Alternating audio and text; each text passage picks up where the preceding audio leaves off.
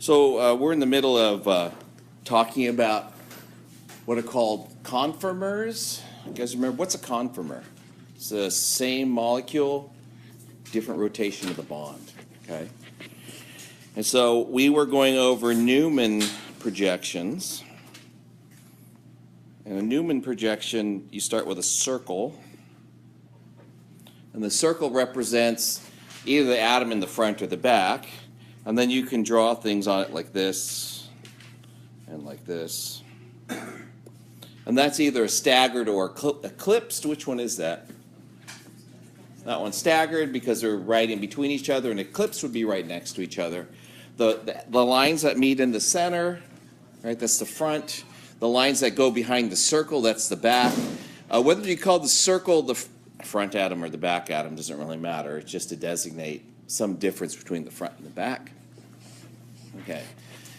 And if you want to do draw the Newman projection for highest and lowest energy conformations of 2,2,3,5,5 pentamethylhexane, first thing you have to do is what? Draw it.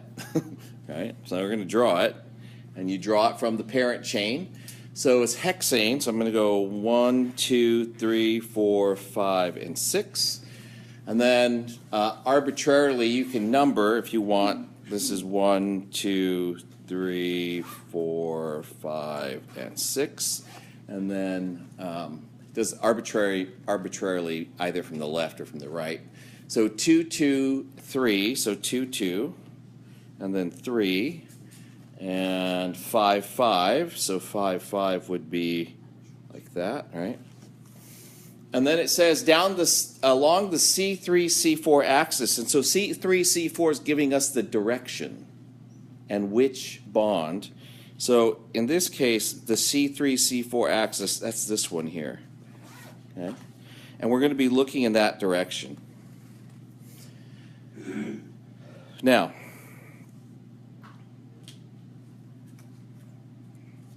we're going to draw the Newman projection. I'm just going to change the color here. Either I'm getting old or that's getting harder to see. I don't know which it is. I think it's both, actually. So there's my Newman projection. I'm actually going to go like this, just to make it a little different, and like this. So that is C3, and the one behind is C4. So if I'm looking at C3, what's attached to C3? What's that? T-butyl group and a methyl group. So this is C3 here, right? So you have to be real particular when it says look down C3, C4. You start at C3 and then you look to the other end. So C3 is the one in the front. There isn't an order specified on this one, so I can put T-butyl wherever I want to. So I'm going to go T-butyl here. And then I'm going to put methyl here. I'm going to put H here. And then what? What goes in the back? T-butyl. A T-butyl and 2 hydrogens. So I'll have a T-butyl here and 2 hydrogens here. So when it says most stable,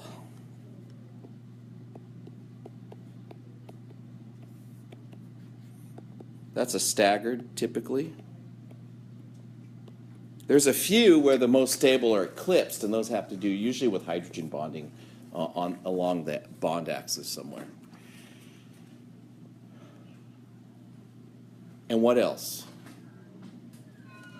When you want it most stable, we talked about how the big groups interact with each other. The largest groups want to be furthest apart. So what are the largest groups on that bond axis? T-butyl, so where do they have to be? Opposite each other. Okay, so the most stable is staggered, and then it's also largest groups opposite sides. Okay, so that means if I'm going to draw this, I'll redraw it like this. Put like that, that, and that, and that, and that, and that. I need to move this T-butyl group all the way to the top. So that's a counterclockwise rotation of 120 degrees. So I'll end up with a T-butyl up here, a T-butyl down here. All right, and then what? The front one, right, I didn't move. When you do these, only move either the front or the back. I like to leave the front alone. The book likes to leave the back alone. It doesn't matter which one you leave alone, okay? So that means the one in the front is going to be a methyl group here. This will be a hydrogen here. Since I moved this T-butyl counterclockwise, 120 degrees, that means these two hydrogens will be down here, right? You can move, if you move the front, that's fine too. So that'll be the lowest energy conformer for that particular structure. The highest energy conformer is always, what's it? Eclipsed, yeah. Now the highest energy conformer that's not eclipsed, right, this highest staggered conformer is the one I drew first, okay? But if you want the highest energy or the least stable, it's usually an eclipsed. It's usually largest groups together. Oops, logger groups, largest groups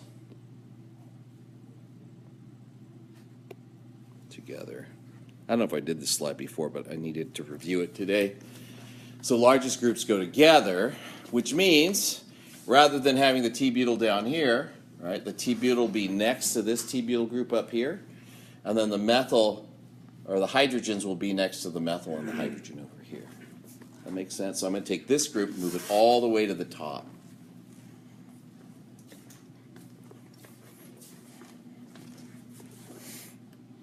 And like I said, this is a good time to buy a model kit.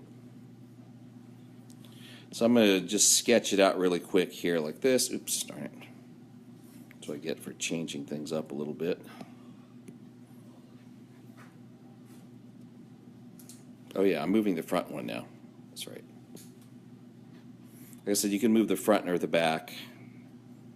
I usually like to leave the front one alone. But you need to get used to seeing either way. And then it's going to be eclipsed.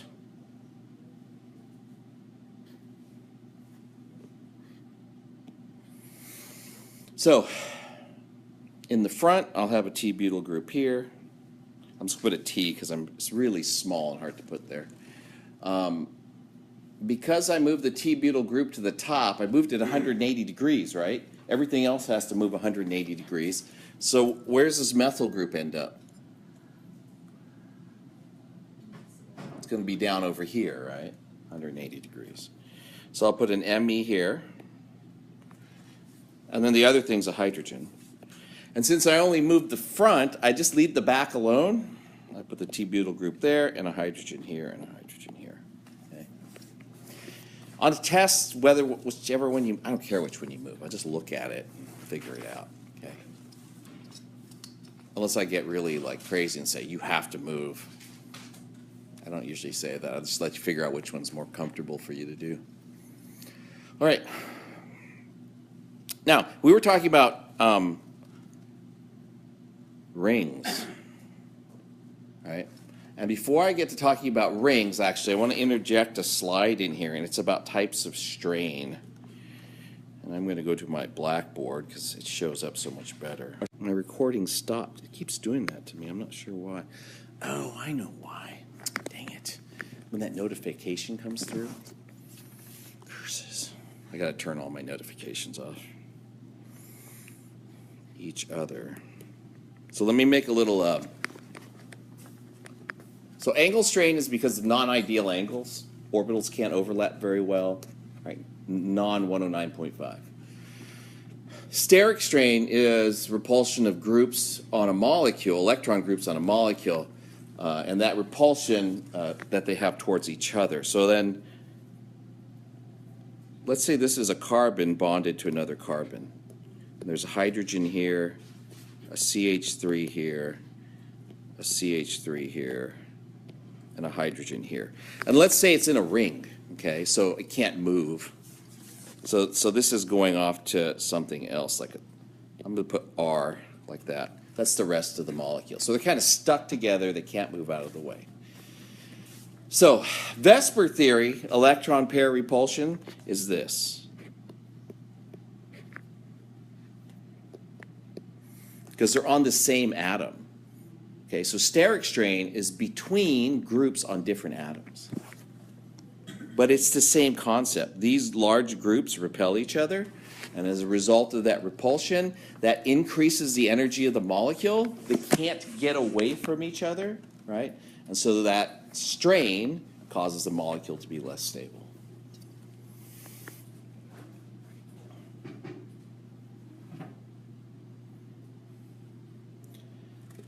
There's a third kind of strain, and the third kind of strain is a little bit harder to understand because it's a lot like steric strain, but starting from steric strain, things can't move away from each other, and the third kind of strain we call torsional strain, things can move away from each other. Okay.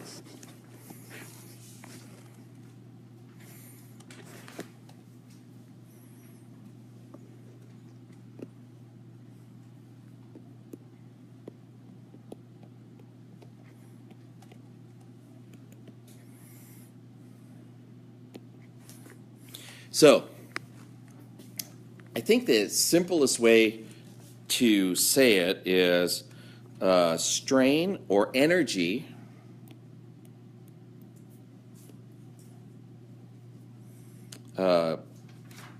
created, and it's repulsive energy, sorry, I should have said that, as objects or substituents.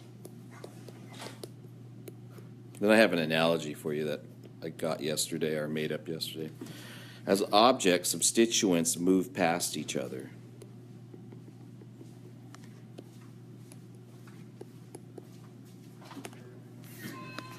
So, two big objects sitting next to each other, they repel each other, but if they can move apart, they can move to a more stable position.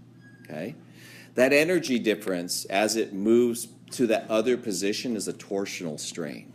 So if I take a molecule, and I'll just have to show you in a model actually, that looks like this, right? And this group, let me make it like this so it's not as complicated. That's the most stable configuration because their large groups are opposite each other. As this thing moves past to this eclipsed position, and then to a staggered, and then to another eclipse, this is like the butane example we did the other day, the energy difference between here and here is related to what we call torsional strain. That energy difference between the two different conformers as it moves past that position. So my analogy for what this is like, okay, this is like when you get on an airplane, right, and you're traveling somewhere, and then you know how they always put you all they pack everybody together, and then all of a sudden you find out, oh, only half the airplane is full. What does everybody do? They spread out. They ask the stewardess, or they just move. They say, hey, can I move to that open seat? And everybody spreads out. Okay, initially you had a lot of strain, but you had the ability to move, and so you moved to another position. That difference in energy is the torsional strain.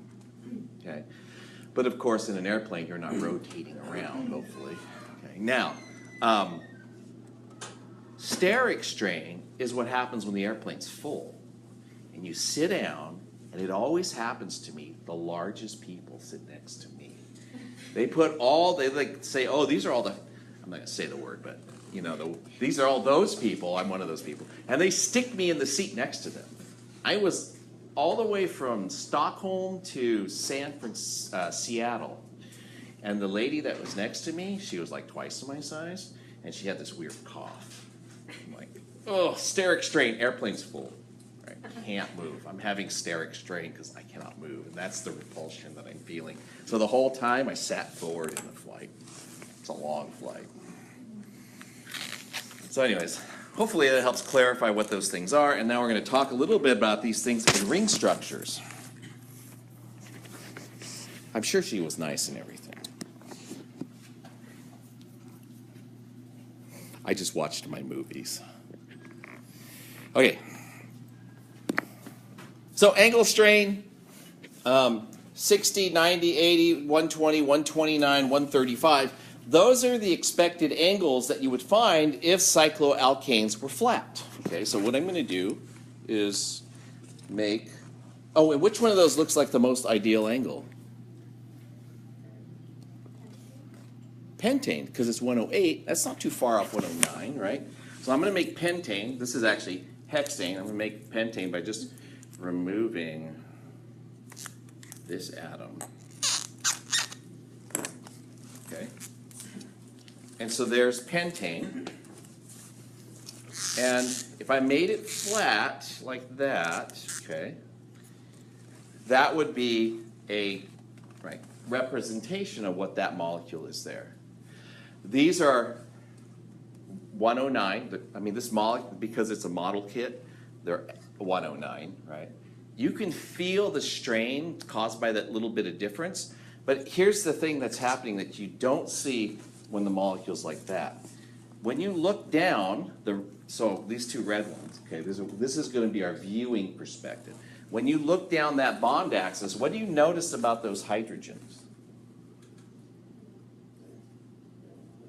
They're right on top of each other, right? So they're actually as close as they possibly can be, so they're eclipsed. And if you look at cyclopentane, and this kind of makes sense, if the molecule was flat, all of them would be eclipsed. So this turns out to be not very stable in this completely flattened position, because what happens when it's completely flat is you have all these eclipsed interactions going along the sides. So what the molecule actually does for cyclopentane is it puckers one side up like this. And by doing that a little bit, at least when you look down this axis now, all right, it's a little bit staggered. But it can't completely get these groups as far apart as possible simply because it's has to be, it's restricted in the angles that it can move, okay? So this guy, when they draw it on paper, so you can see how it's drawn on paper.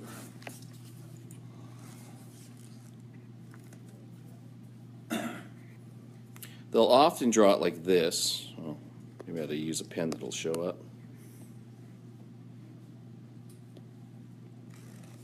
Something like that. And like if you were to imagine a line here, like that, it kind of looks like an envelope.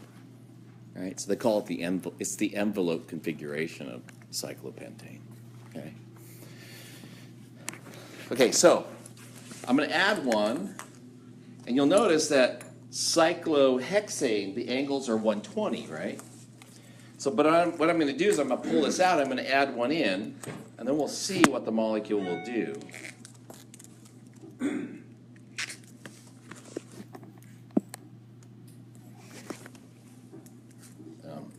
And unfortunately, my bonds aren't all the same lengths. I always tell people they want to make a nice little side business for themselves. Go into making model kits, because these are like $250 a piece. And you're like, I could go to Joann's or Hobby Lobby and make something better. Okay, so it's not going to be flat, right? We decided it can't be flat, because if it's flat, all the sides are eclipsed, right? But look what cyclohexane can do. If I bend this side up, and then I bend this side down, okay? And if I had a model kit that actually really worked, and the bonds were all the same, what do you notice about the sides? Like, oh, sorry, the red ones. They're staggered. In fact, this kind of freaks people out when I do this. It's staggered like all the way around. Okay. You're like, but it's the same thing. But no, it's different. Right? So it's staggered. Every single hydrogen assumes the staggered conformation. And if you look at the end CH2 groups, right, they're in the gauche position. You remember, there's staggered, there's the anti, and then there's all the way around, and then there's gauche, and both of those are relatively low energy. So it turns out the molecule that has the least amount of angle strain in it of the cyclic compounds is actually cyclohexane. Because even though it looks like the bond angle would be 120, when these bonds assume these shapes, like this one does and this one does, the bond angle is 109.5, and all the way around it's completely staggered.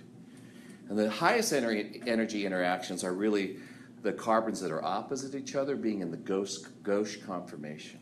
Okay? So it's actually the most stable of the molecules. If you look at the ring strain energy, and the ring strain energy is calculated by calculating the energy of a molecule and dividing by the number of CH2s in it, okay? Or the energy, sorry, the combustion energy and dividing by the CH2s. Oops. You get this. So this is the heat of combustion.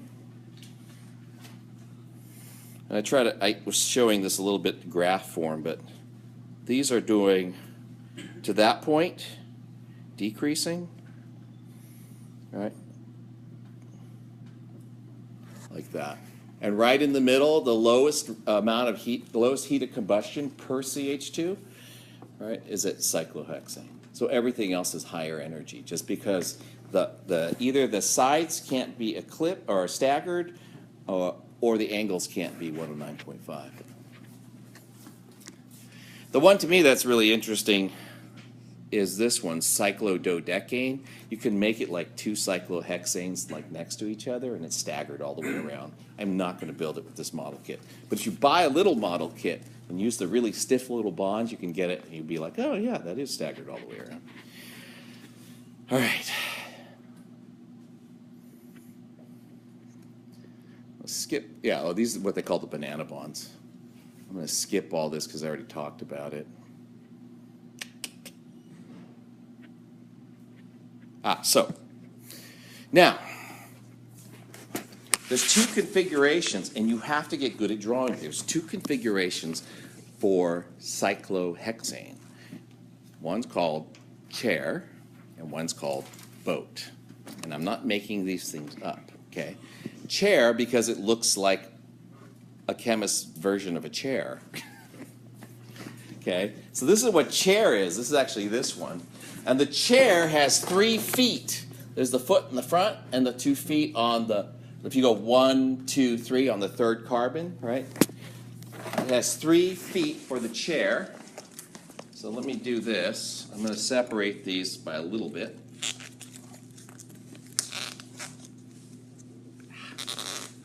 There we go.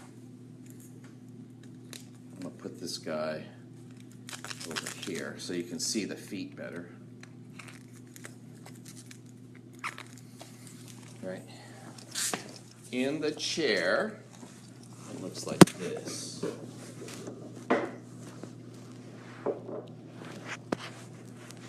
On a good day.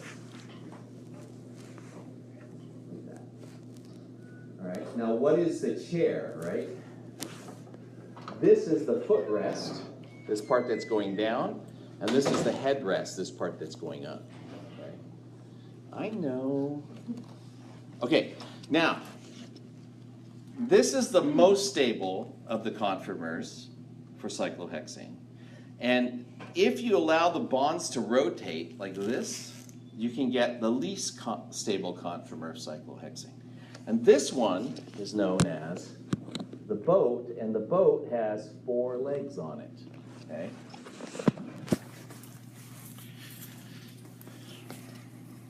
Okay, so now, Newman projection.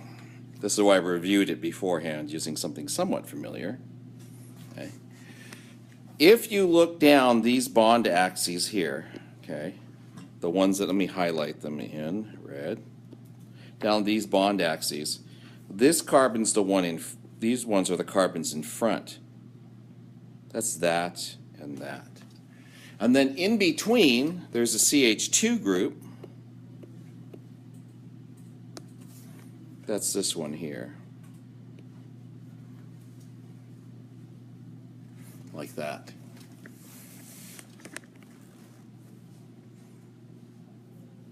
So remember, when you're going to have to draw these, okay? This is the most stable conformation. It shows the staggered configurations of the hydrogens, and it shows the gauche relationship between this CH2 group, which is this one, and which CH2 group is this?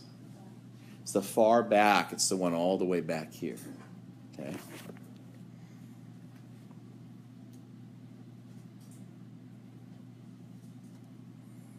Whoa, making weird colors on my, it's this one here. Like that. Where are the other two carbons? Because I've only marked 4. They're right behind the red. They're right behind the red ones, okay? So remember, when you draw these, you're not going to see all the carbons. You just have to imagine that behind here, there's another atom, and it's this one here. Now, how do you draw these easily? Well, you know that they have to connect in the middle. So if you're drawing a Newman projection of a cyclohexane, start with the 2 circles and the carbon in the front and the carbon in the back that are connected, okay? So you go like this. Let me get my pen out here. I want to do a Newman projection of a cyclohexane. I'll do that and that. And then it has to either connect like this in the front and then this in the back, right? Or it goes the other way. So you notice how the way this one's drawn, this group is down, that's this group here. This group could also be up, and if this group is up, right, then this group goes to the top, okay? But start by drawing at least one of the connectors in the front or the back. And then once you do that, just draw the other ones in automatically at 120 degrees so you don't get confused about, gosh, where are the other ones, right? And then you'll draw the one in the back, and then at 120 degrees to that one, you'll just do that, okay? Now, if I were to bring this middle one up, and this is what I was just talking about, if I was to bring this middle one up to here, that would represent a rotation of about 60 degrees, which means this one, these go counter to each other. The one on the left, when I bring the middle one up, the one on the left has to turn this way, and the one on the right has to turn this way, okay? So if I pull this up like that, then all of these have to rotate. But that means that one has to pull up, and then that has to rotate that way. So in a rotation of this Newman projection, you would have 2 circles again. But then I pulled this one up, right? So that means it's now like this.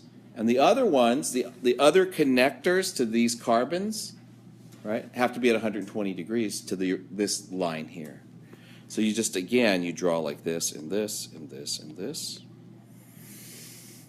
And now it's eclipsed with the one in the back. So what happens in the back is that one's still like this, but that means the other ones are still here, here, here, and here. So those haven't moved, just the ones in the front have moved, okay? So just practice doing this, like rotating the front or the back, getting used to which way things turn, and always remember they're always going to turn opposite directions of each other, okay? Draw how they're connected, then draw the remaining substituents at 120 degrees, and that will straighten out the drawing for you, okay? So, what does that look like, right? That's this. That is the less stable of the 2 conformers of cyclohexane. And that one is known as the boat. So this is what a boat looks like. And this is what a chair looks like. And again, it's from the perspective of looking down these red lines from the red ones to the unmarked ones. Okay?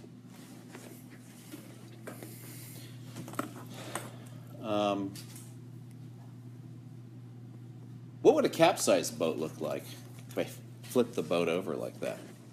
Right? How would you draw that? Right? If I were to draw that, let me just do this really quick.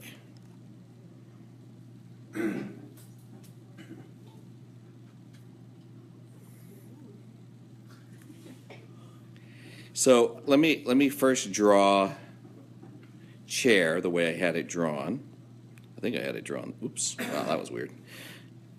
Like this. And then the other one goes like this, and then the other ones are at 120s to those. So I had that, right?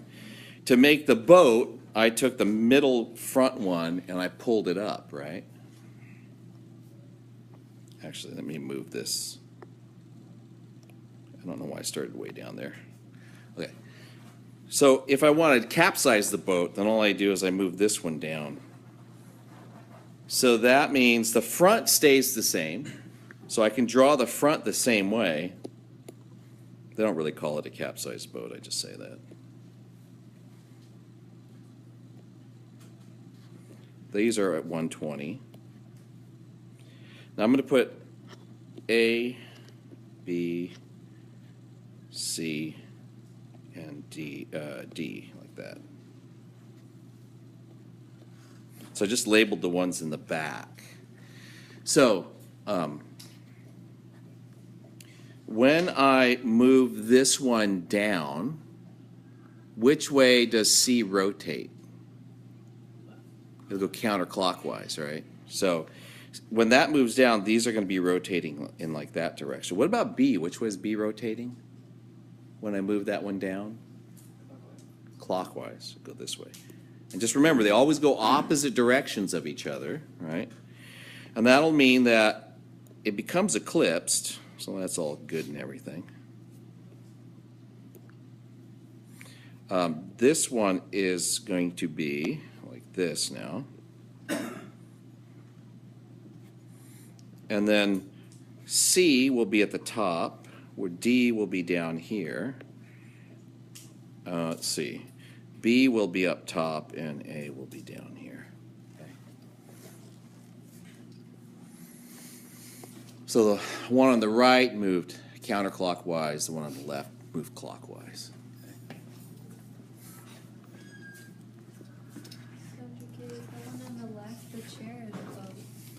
The one on the left is a chair, and then if I had moved the front one up, if I'd moved this one up, it would have made the boat. Since I moved the back one down, then it looks like the boat flipped over. And it's actually what we drew was this, like that. Okay, so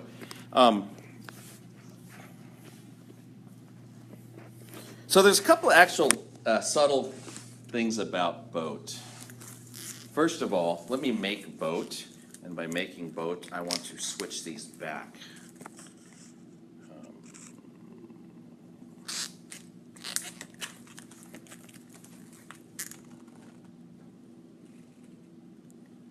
I do want to talk a little bit about IR today. That is the plan.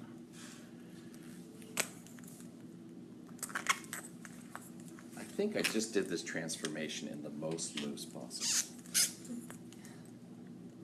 How many ways could you rearrange three things? 9 ways. I just think I did 9 ways. Okay, so I'm making a boat. The boat is not the same all the way around. So if I go like that, that boat could be different depending on what the substituents are. I just put hydrogens there, but depending on the substituents, could be different than, let's say, that boat. And the reason is because these two groups in this boat are very close to each other, okay? And then these two groups are really far apart from each other. It's no longer like symmetric all the way around. So let's just do this one though. There's the boat, and let's just look at it again to see what is bad about it. One of the bad things is, if you look down that red axis, right, what configuration do you see? Is it staggered or eclipsed? It's eclipsed, right? So if these are large groups, they don't like being next to each other, so they are eclipsed with each other. These are known as the flag poles. Like in the end of a boat, you have these poles that stick up and you put flags on them. They're called flag poles, right? They're really close to each other. So what happens is, this is like boat, and then there's a thing called a twist boat. And I don't know. Right? We come up with these names.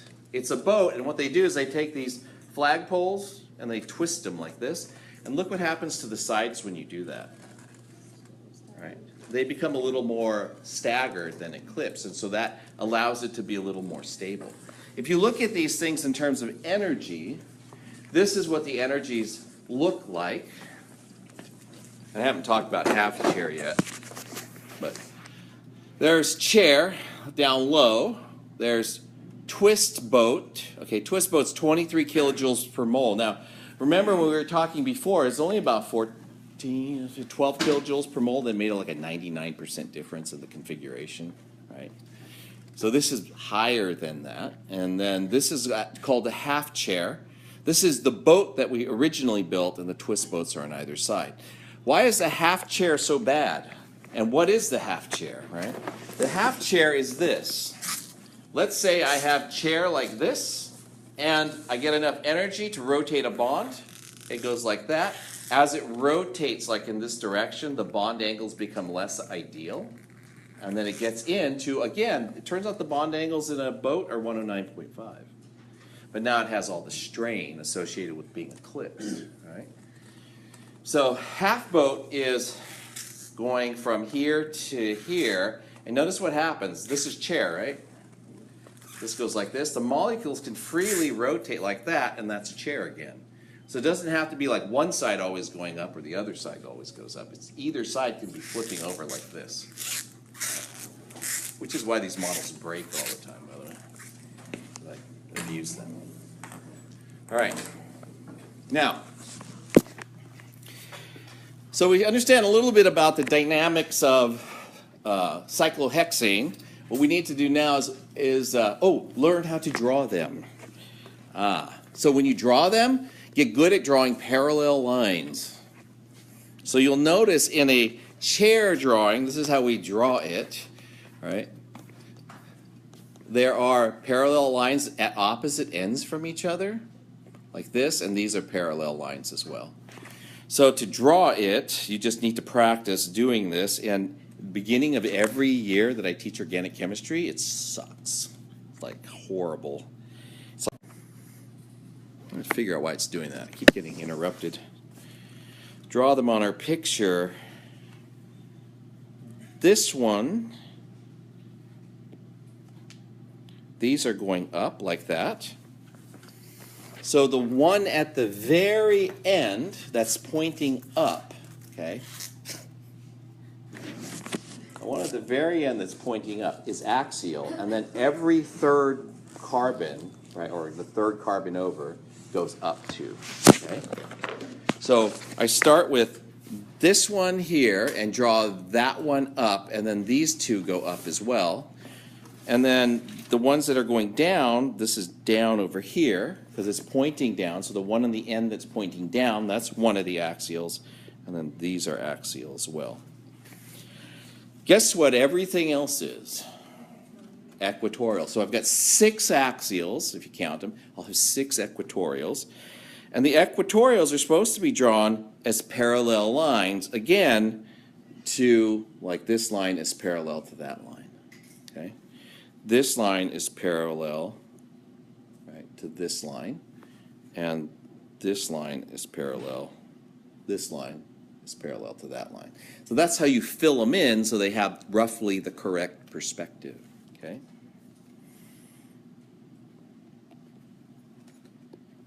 Like that. So hopefully you see there's a ton of parallel lines that you can draw on here. And if I neaten it up a little bit, it looks just like that. See how quickly I did that? What's wrong with the one on the right? Besides, it looks really horrible. Yeah, see how these are pointed down, but this one's pointed up? Like if you think about this as projecting upwards, this is going the wrong direction. So if the point is going up, then this one should be going up like it is here. And the point is going downwards, like it's pointing down, then the point, the axial one, should be going downwards on it, okay? Okay. I'm going to skip over some of this. It's just more examples. That last thing is the example of all the axials and equatorials shown in blue and red. Red is which? Axial, and blue is equatorial. So I'm going to flip my chair over. Sorry. I went to Indiana University. One year, Bobby Knight threw a chair across the basketball court. It was very exciting. It's the chair thrown around the world. So I'm going to flip the chair. So I'm going to take this group that's down, and now I'm going to draw it up. Okay? So that means in my drawing, the other end has to go down. So I'm taking the chair, I'm literally taking the left end and pulling it up, and then taking the right end and pulling it down.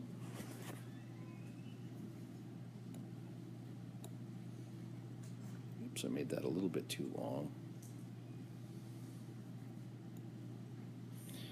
Going like this. Okay, not perfect, but it works. Okay. And I'm going to get a red pen out so I can mark these. When the end flips, right, what was the axial becomes the equatorial. Okay, so let me show it to you on the model. Again, a good time to have a model. So, it's the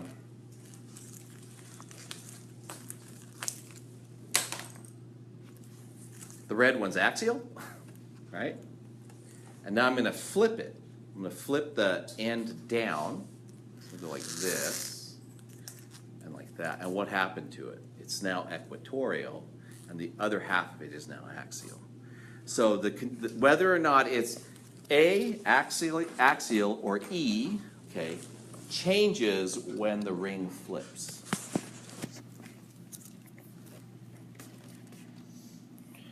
So when I do that, you notice how my red one was here before, and that's an axial one. So over here it has to be equatorial, and it'll be a parallel line to one of the other lines, like perhaps that line there. Okay. There'll be an equatorial here, here, here, here, and here. Ooh, that's ugly. I made the tip of it going down too far. And then the axials will now be here, here, here, here, here, and there. Okay? So this is a ring flip. And just a little bit of notation, axial groups are usually abbreviated A, and equatorial groups are usually abbreviated E.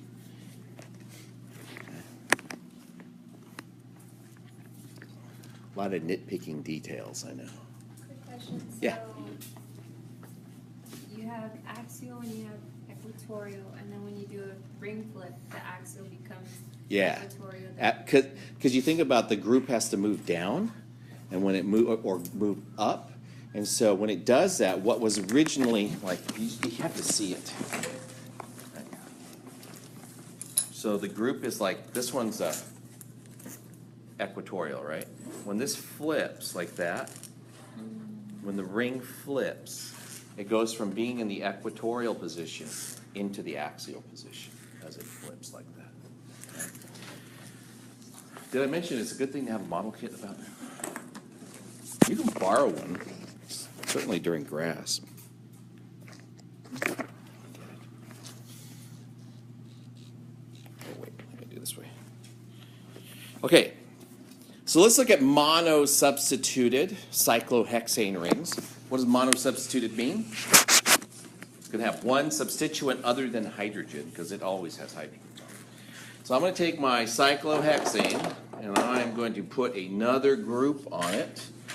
For fun, let's just call it methyl.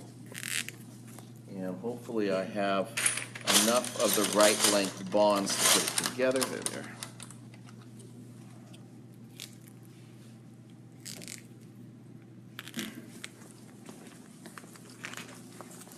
Just so you can see this, which configuration is like the most stable, right? So if I make this axial, then what happens is I have this methyl group at the top, right? And you see the 1,3 interactions it has over here, right? So when the large group is axial, there's more steric strain in the molecule because of the 1,3 diaxial interactions with the groups on the third carbon away. Now, remember, ring flip, right? When I do a ring flip, if I take this same ring and I flip it like this and make it equatorial, right? Now the 1,3 interactions are at the bottom and at the top are all hydrogens. And the large group is now far away from the rest of the molecule. So, if you're looking at this, like semi-quantitatively, right? If you look along this axis where the methyl group is, what's the relationship between this methyl group and that CH2 group?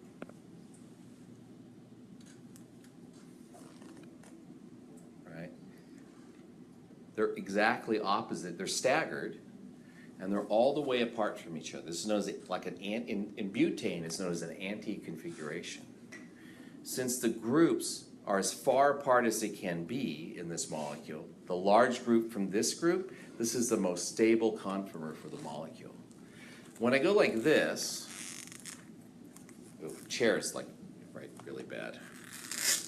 I mean, boat is really bad. When I go like this, model is just brutal.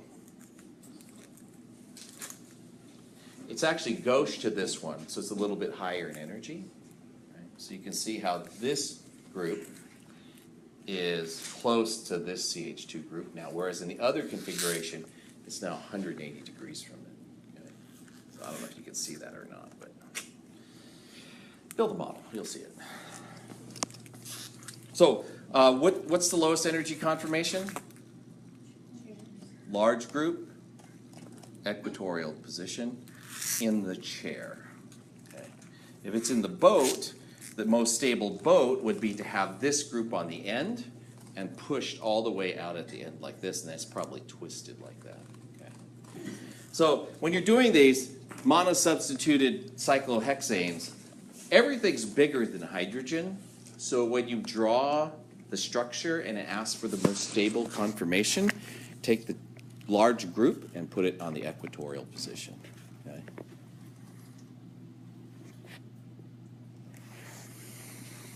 Okay. I'm going to skip past some of this. In terms of how we calculate energy differences, 95% of the time when it's a methyl group, it's in the equatorial position.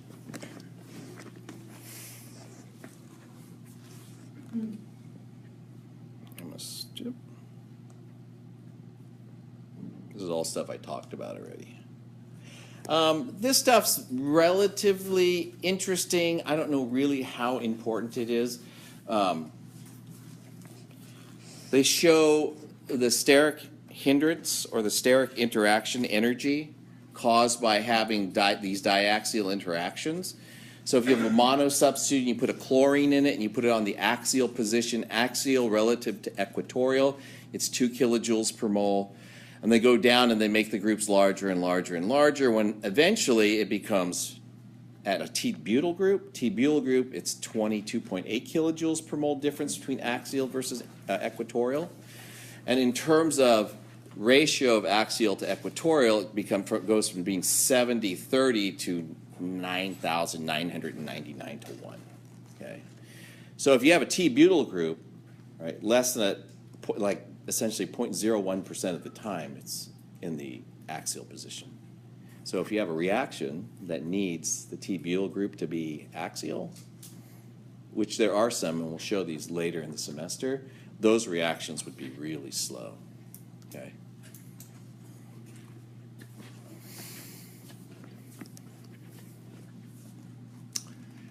Disubstituted is essentially the same kind of mental game. In a monosubstituted, you want the large group on the equatorial position, right? But if you have two substituents that you're worried about, and they're different sizes, which ones do you want to be on the equatorial position? Whichever one is bigger, right?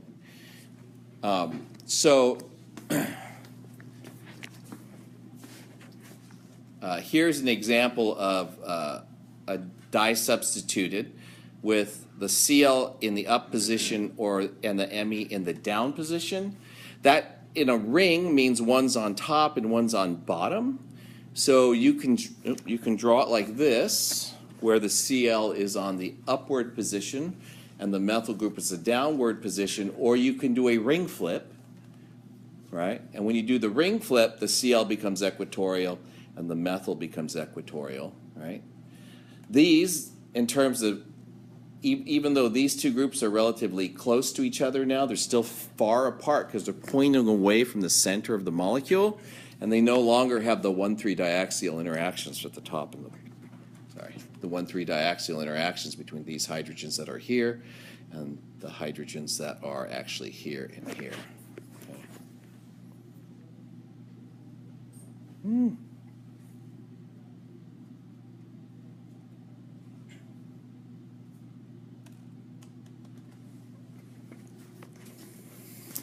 So here's another one. Which one of those is more stable? First one. Reason? Yeah, they're as far apart as possible, right? Okay, so let's do another one. Let's do it, except we're going to have this. Oops.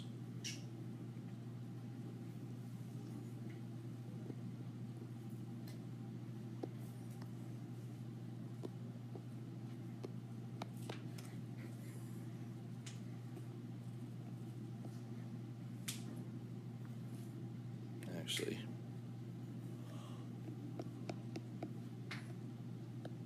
like that, okay? So in terms of on the drawing, one group is now on one side of the ring and one group is on the other side of the ring, right? So I'm going to draw a chair.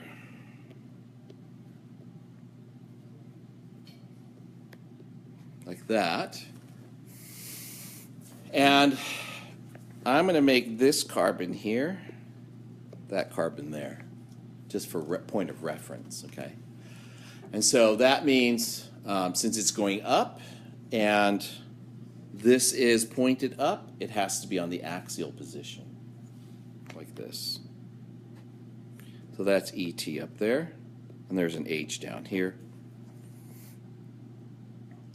And then the methyl group will be 3 carbons away, so if I call that 1, 2, and 3, like that, then I can go 3 carbons over, so I'm going to go 1, 2, and 3 like that. Me is going down, right? So on the 3rd carbon away, this is the down position, so it's Me like that. That makes sense, where I'd put the Me group? If it helps you, go ahead and draw all the axials in first, because I know, because of the relationship of these 2 carbons, this is 1, 2, 3 away, the other axial is going like that, and it's on the same side, so this has to be down on the opposite side, has to be an equatorial position, okay? Now, I'm going to do a ring flip. That means the left side is going to go up,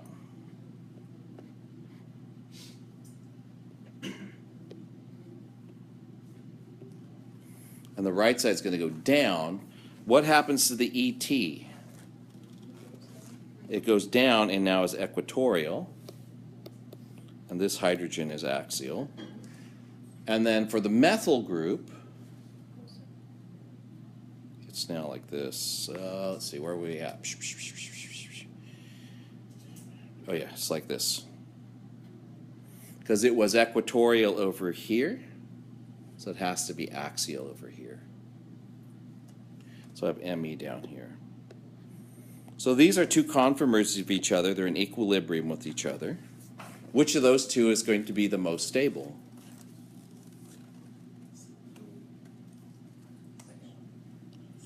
Second one. Why second one? Because ethyl is bigger than methyl. Ethyl is larger. Okay, so it will establish into the equatorial position, and that's the more favored conformer. Could you have started on the left side?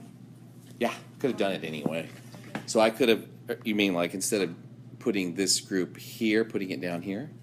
Mm-hmm. Yeah, I could have done that. So if I would have done that, it would have looked like this. And then I would have taken the ET, and since it's going up, I would have chosen that one for the ET. And then I would have gone 1, 2, 3 over, and then the methyl group would be opposite of that, so it would be axial, like that. But then it's messy. Just as long as you have your numbering correct. Like, Yeah, yeah. but As long you as the also- numbering is correct. In this one, it doesn't really matter if I had counted. I counted clockwise 1, 2, 3, so I visually looked at this as 1, 2, 3 this way. You could have drawn something very similar to the other side. It turns out that's a different molecule, though, because of the. I'm pretty sure it's different because of the geometries of the ethyl groups and the methyl groups. So they're like mirror images to each other. Okay.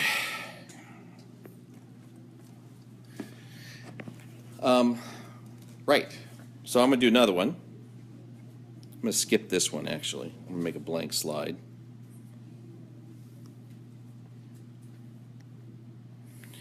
And now what I'm going to do is I'm going to draw my molecule like this.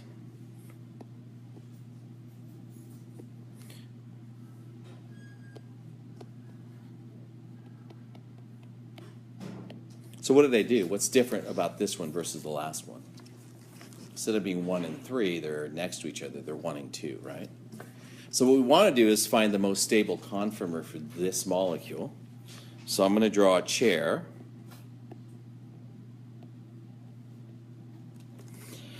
I'm going to start with the ET. The ET is going up. And I'm going to follow my same convention. I'm going to make this carbon is going to be this carbon here. Which way does ET go on that carbon? Goes up. Now, that's where ET is. And there's a hydrogen like this. The Me is where? Down. So since it's down, it's also axial. So when I do a ring flip, I'll do it below since I'm running out of space a little bit.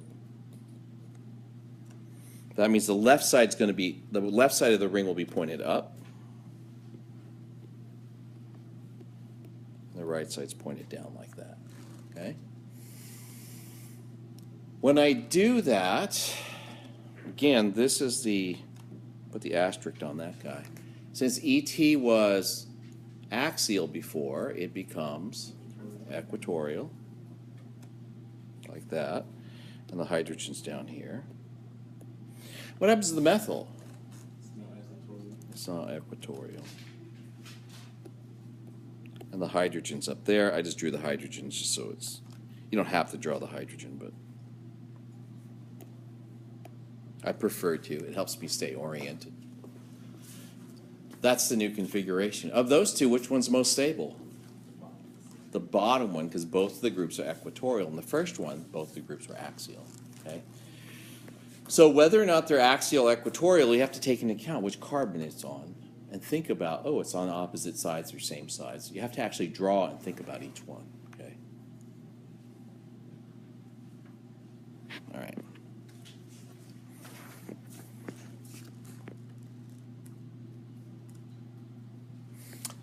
Let me see something really quick.